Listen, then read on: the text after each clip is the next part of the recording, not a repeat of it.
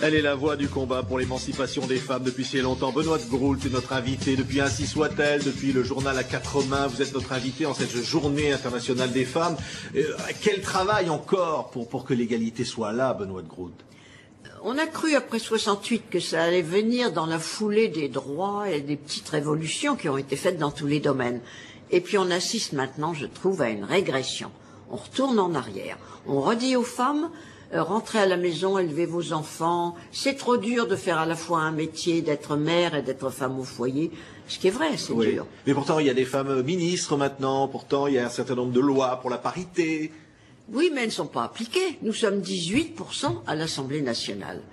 C'est tout de même fou. On est l'avant-dernier pays d'Europe, le pays des droits de l'homme. C'est bien ça, les droits de l'homme. C'est pas les droits humains. Et on est les avant-derniers. Il y a la Suisse, je crois, et l'Albanie, enfin je ne sais quoi, des petits pays. Dans Ainsi soit-elle, vous citiez le général de Gaulle, il disait, alors si on lui proposait de créer un ministère pour les femmes, il répondait pourquoi pas un sous-secrétariat d'État chargé des tricots. Oui, mais il nous avait donné le droit de vote. Alors bon, pour ça il faut beaucoup lui pardonner. Parce qu'évidemment c'était l'opinion que les hommes avaient des femmes, ça semblait très rigolo, il fallait rire humblement quand il disait ça. Mais s'il avait mis au vote à l'Assemblée nationale, c'était de nouveau non. Oui, alors le droit de vote en France est arrivé très tard par rapport à d'autres pays, et puis ne parlons pas même de la loi sur l'avortement, encore aujourd'hui contestée parfois. Oui, bien sûr, mais moi je suis née avec 0 droit dans mon berceau, en 1920. Et j'ai été une jeune fille catholique, bien élevée, enfin, et à 25 ans j'étais professeure de latin, j'avais toujours pas le droit de vote. Mais il n'y avait pas de féminisme. Simone de Beauvoir n'avait pas encore écrit, c'est en 49 qu'elle a publié Le deuxième sexe. Alors où aller? Il n'y avait pas écrit MLF sur une porte. On était tout seuls. Alors je me disais, la vie est comme ça, et puis les papes sont comme ça, et puis il n'y a pas de femmes prêtres, et puis dans notre école religieuse, l'aumônier qui venait dire la messe tous les jours, il amenait avec lui 2 petits enfants de cœur qui étaient 2 garçons. J'ai été demandé, mais est-ce que les petites filles sont impures? Elles ne sont pas des créatures de Dieu? Pourquoi elles ne peuvent pas passer les burettes? On a dit, c'est comme ça, c'est l'usage. Tout nous maintenait à notre place. Et il a fallu vraiment 68 pour bouleverser la fourmilière. Vous avez fait un livre sur les hommes qui ont défendu les femmes dans l'histoire, et vous dites qu'il n'est pas très épais, ce livre. Non, mais c'est après Ainsi soit-elle. Je me suis dit, il faut rendre hommage, il y a tout de même un homme par siècle environ. C'est pas beaucoup. Oui, mais les gens étaient très courageux à leur époque d'être comme ça. Ça payait beaucoup plus d'être misogyne. Les fabliaux du Moyen-Âge qui présentaient les femmes toujours comme des grosses enquiquineuses dans le couple, des femmes qui battaient leur mari alors que c'était toujours l'inverse, enfin, etc.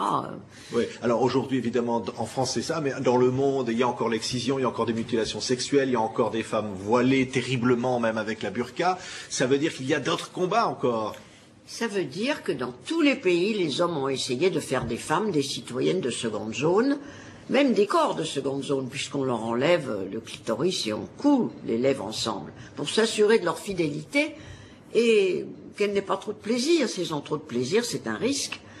Alors la mutilation sexuelle continue, bien que ce soit jugé par l'OMS une catastrophe pour la santé et surtout pour la fécondité de ces femmes. Oui. Vous imaginez comment on accouche quand on est cousu. Et le voile intégral, alors c'est un débat encore en France aujourd'hui. Et c'est pas la religion, c'est pas une obligation religieuse. C'est vraiment les hommes qui ont envie de fermer la gueule, fermer la bouche des femmes, fermer leur sexe, fermer leur bouche. C'est pas tout à fait fini, ça. Oui, on va voir un extrait du journal à 4 mains. C'est une pièce de théâtre maintenant qui a un grand succès, que TV5 Monde diffuse d'ailleurs. Hein. Il y a toutes ces comédiennes là, comme ça, qui interprètent à la fois vous, Benoît, et puis Flora. Oui, c'est extraordinaire. J'ai été le voir 4 fois. Je voulais à 80 ans me voir à 20 ans, voir comment j'étais à 20 ans. Regardez. Oui. Il faut bien se rendre à l'évidence que c'est la privation qui donne faim.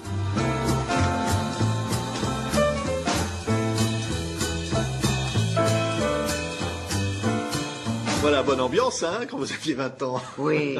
C'était en 40, hein, c'était la drôle de guerre, c'était le récit de ces années-là. Oui, mais j'étais dans une famille d'artistes assez loin de la morale traditionnelle. Donc on est plutôt avancé. On n'a pas l'air trop de jeunes filles de bonne famille de 1936-8. Oui, le journal à 80, donc, avec une captation, donc on peut voir sur TV5, on peut d'ailleurs même acheter sur le site de TV5 Monde cette pièce qui est sortie en DVD, avec tout le reste, avec toute votre œuvre finalement, parce que oui. vous n'arrêtez pas à la fois d'écrire, c'est-à-dire le journalisme, l'écriture même pour le théâtre, et puis l'action, le combat. Oui, oh, je ne descends plus manifester. Mais enfin, il y a une manifestation dans quelques jours où je vais aller pour le maintien de la gynécologie médicale, c'est-à-dire des médecins qui ne s'occupent que des femmes. Ils font pas les accouchements, c'est des femmes d'ailleurs, elles ne font pas les accouchements.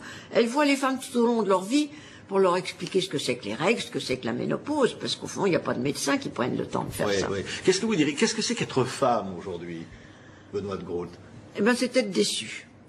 Parce que j'ai vraiment cru en 70-75, c'était l'année de la femme en 75. Aujourd'hui, c'est une journée des femmes. Et vous allez voir que dans 5 ans, ce sera la minute des femmes. Vous croyez? Ah, écoutez, la journée, c'est vraiment pas assez pour passer en revue. Mais est-ce qu'il n'y a pas derrière tout ça une sorte d'hypocrisie? Si, complètement.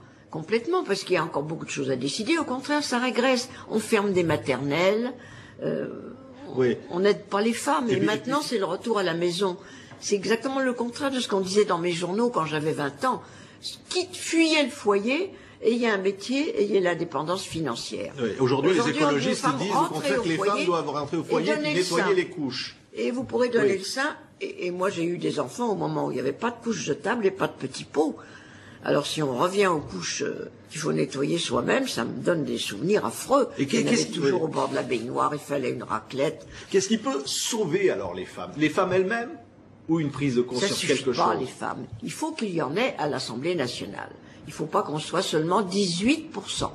Parce qu'alors, au moment où il y a eu autant de femmes que d'hommes dans le Parlement suédois, dans les 8 jours, il y avait une crèche.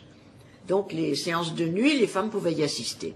Il n'y a pas de danger que 80% d'hommes votent pour la création d'une crèche à l'Assemblée nationale. Ouais. Et là, on se rend compte aussi à travers l'histoire que les femmes ont été incroyables, Olympe de Gouges, pour la Révolution, et puis pendant la guerre, évidemment, les résistantes. Et tout ça est un peu gommé dans l'histoire, l'impression Parce que ce sont les hommes qui écrivent les livres d'histoire. Michel Perrault l'a dit d'ailleurs, pas d'histoire pour les femmes. Elle a écrit un livre qui s'appelait comme ça. Parce que elle meurt et il n'y a pas de nom de rue pour les femmes. Il y a 2-3 femmes qui ont des noms de rue, c'est tout. Les autres sont jetés aux oubliés. Oui. Si vous avez le nom d'une femme comme ça qui a fait le plus et qui est la moins connue, vous aurez envie de lui rendre hommage là. C'est qui, par exemple? Oh, il y a Pauline Roland, il y a Flora Tristan. Ça dit vaguement quelque chose. Il y a Louise Michel. Elles ont toutes été punies. Une par la guillotine, l'autre par la déportation, et les autres par l'oubli. Parce que quand les petites filles à l'école, à qui elles veulent ressembler, moi je rêvais de Napoléon. Il n'y a pas de modèle de femme. Et dans l'Église non plus. Les femmes sont des martyrs, ou c'est la Sainte Vierge qui est un modèle impossible. Alors, il y a des pères, des fils, du Saint-Esprit. Tout est mal dans les religions monothéistes. Alors les femmes se disent, il n'y a pas de femme prêtre. Il n'y a pas d'image à quoi s'identifier, donc on ne sait pas à qui ressembler. Oui, et j'irai pas, ainsi soit-elle. Ça commence aujourd'hui. Oui. Merci Benoît de Groult. Ainsi soit-elle, hérédité chez Grasset, de même que les romans, toujours chez Grasset. Et puis Mon Évasion, votre autobiographie également. Merci d'avoir été l'invité de TV5 Monde. Merci beaucoup aussi.